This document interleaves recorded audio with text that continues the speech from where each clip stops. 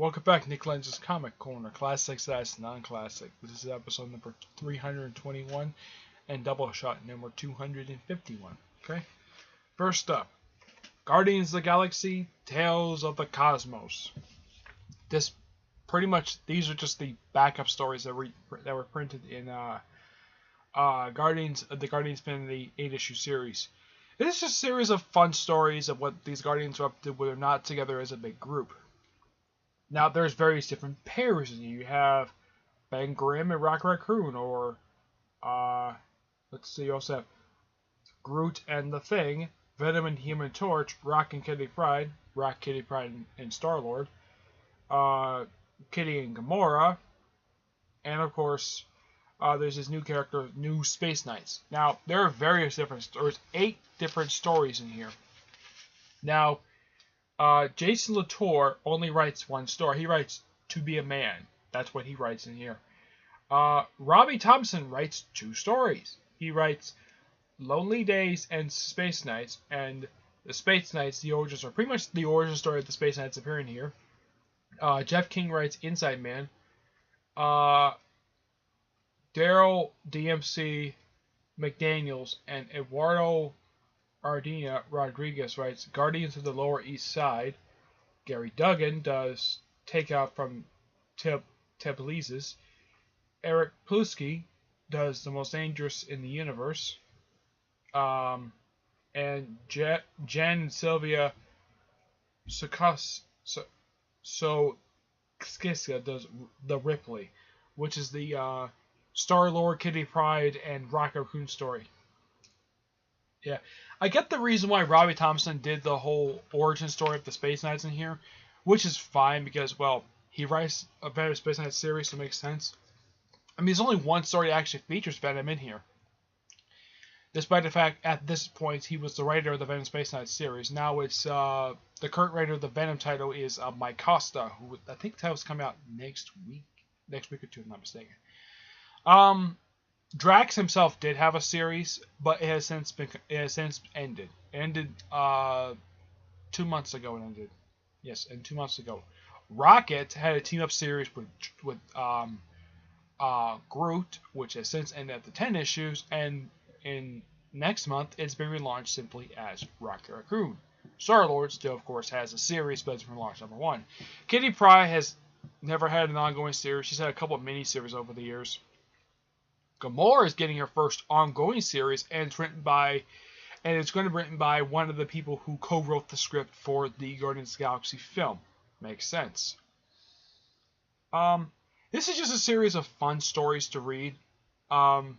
Just 8 quick 15-page stories over the course. I mean, this was a neat idea. You have just the, in the first book you have the Guardians of Infinity, and then in this book you have Tales of the Cosmos. Simply just anthology stories featuring the Guardians. I mean, just a series of fun stories to read. I give it a 9 out of 10. This is all really good. I hope the Space Knights come back. They were really interesting. Next up is Deadpool and the Mercs for Money, Volume 0. Yeah, I keep thinking, though, that is Marvel going to stop doing these Volume Zeros because they're obsessed with number 1? Guess not. This book just contains the 5-issue, the first volume, which was 5 issues, and a Deadpool Massacre one-shot, which is simply Deadpool 3.1 translated to English. Somewhat very badly, anyways. Yeah, they say it's badly, but, now Colin Bunn writes the 5-issue series, while Deadpool Massacre, which is a translation of the 3.1, that's written by Gary Duggan and Brian Pusin. Now, the Mercs money in this particular book, this lineup is only effective just for this 5-issue miniseries. Of course, these guys came over from Deadpool. But in the main series, in this title, it's just this 5-issue miniseries plus the first 3 issues of the current volume, because they actually got rid of most of these characters. As of now, Solo, Fool Killer, and Slapstick got their own ongoing series.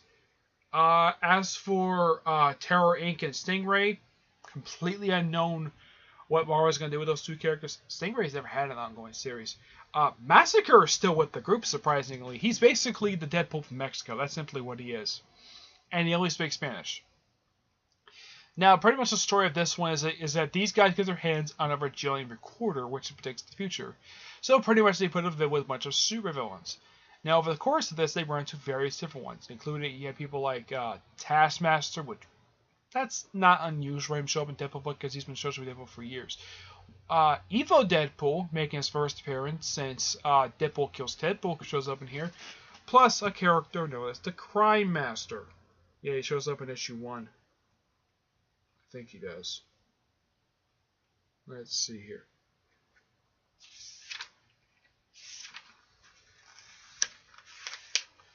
Let's see if I can find it here. I think it's issue 1. No, I think it's issue 2.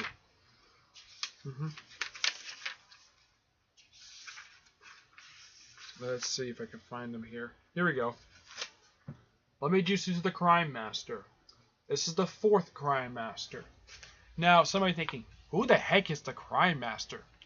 Well, basically, he's actually just he's basically a crime boss. That's simply what he is. And he wears sort of like a black mask. I mean, when we look at him, he looks like Black Mask, but with a slightly different version of the Black Mask.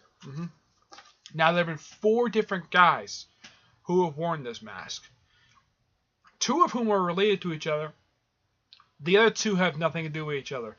The original one was Nick Lewis from Stan Lee Steve Ditko's run from Amazing SpiderMan. Appeared for 3 issues before getting killed up by the cops. Basically, in that storyline, he teamed up with the Green Goblin to try to take over the crime underworld. That was simply the whole point of that storyline. The character was brought back in the pages of Marvel Team Up for a couple issues, where this one was the son of the original one, Nick Lewis Jr. And he teamed up, and he worked, and his henchman was the Sandman, and of course the new big man, who was later revealed to be Frederick Frostwell, who at that point had already been dead for some time. It was his daughter, who at this, and here's something quite interesting though, Big Man, who was a woman, by the way, and Crime Master were in a relationship, and he killed her because, oh yeah, he killed Big Man. Turns out it was actually his girlfriend. Go figure. After that, the character remained pretty much in obscurity for many years. It's a recommended to decide to use the character for pretty much the main villain of his Venom run, where he was revealed to be Bennett Brandt. Who is Bennett Brandt? Betty Brandt's supposedly dead brother, who appeared for 1 issue of Amazing Spider-Man way back in the 60s. He apparently died in issue 6, and then somehow it was revealed, oh, he's actually alive and well, and apparently he adopted a new Jack-o'-lantern as supposedly his son. Yeah, it's really bizarre story. And after he died, of course, this time killed once again, this time by his own sister, this guy here is actually, no one knows who this guy is, but basically he's one of those franchise villains. Basically, he bought the identity from the Hobgoblin, Roger Kingsley. Now, these guys are his henchmen. When I saw these guys, I'm like, what?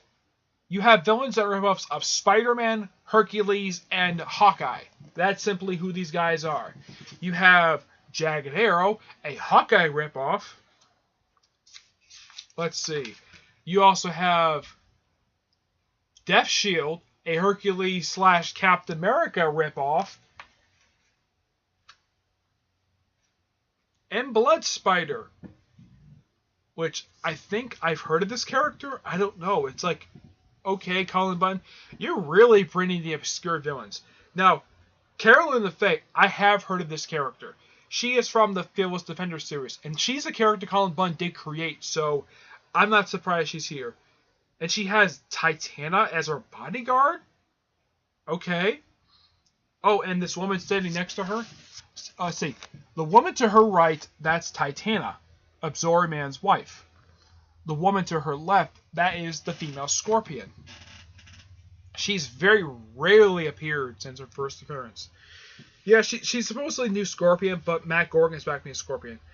And of course, they also get contracted to Mephisto, the guy behind One More Day.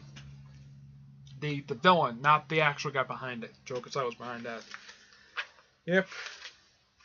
Oh, and the thing about Carolyn Faye is that apparently she's the daughter of Doctor Doom and Morgan Le Fay. Okay.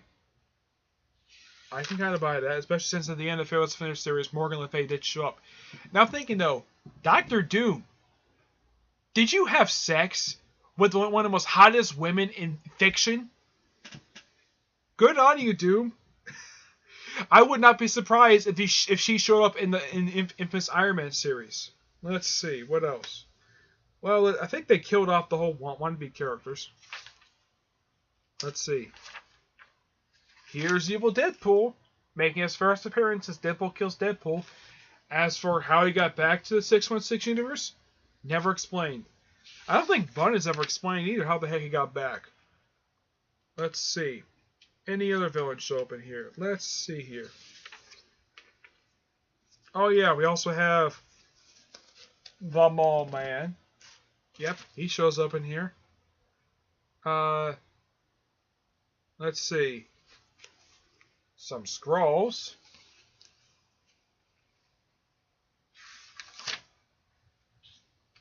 Let's see. Though this is supposed to be Doctor Doom, but it's later revealed to be a Doombot. Yep. I'm trying to see if I recognize anybody else in this crowd here. Oh my goodness.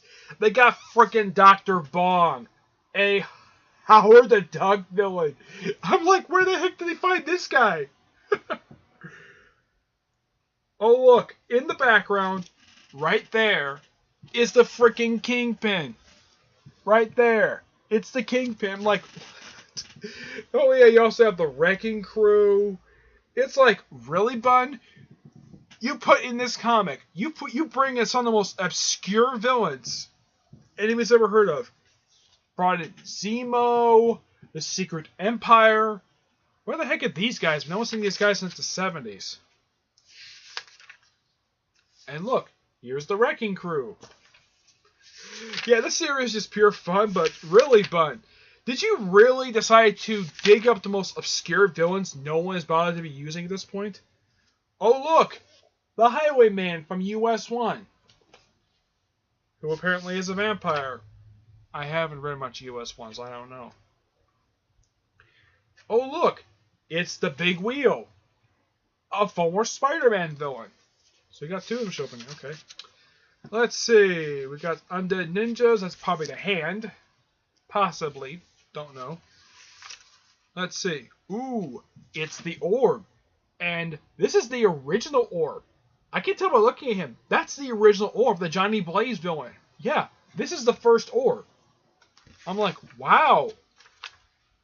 Wow, Bun. You really... I'm like, wow. How many more obscure villains can you dig up? Answer, none. But this is one fun series to read. I highly recommend it, especially for Deadpool fans. And if you're a Spider-Man fan, you might recognize a couple of villains, but unless, of course, you're a hardcore fan like myself, who basically loves a lot of Marvel history and knows these characters really well, then you have a pretty good idea who these villains are. But, yeah, fun series. 9.5 out of 10. Pure fun.